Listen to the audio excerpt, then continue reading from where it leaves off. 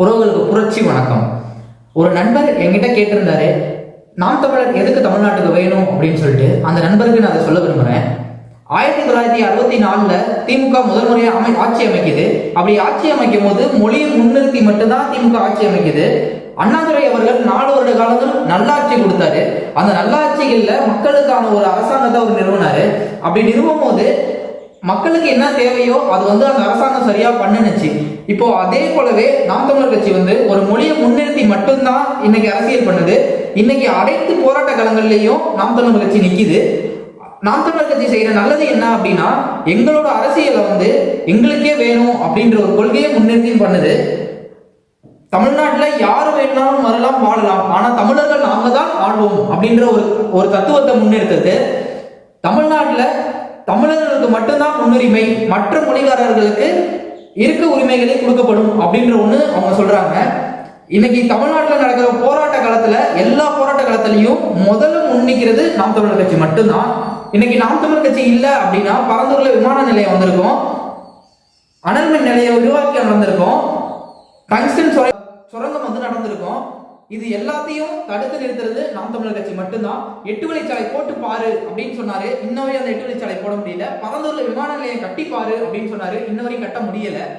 அதுக்கு காரணம் என்ன அப்படின்னா, ஒரு வானத்துல பறக்கிற விஐபியா இருந்தாலும் அவங்களுக்கு சாப்பாடு பூமியில இருந்து போகணும் அப்படின்ற ஒண்ணுதான். உழவு கொடுக்கிறவனே உண்மையான தோழன்னு சொல்லுவாங்க.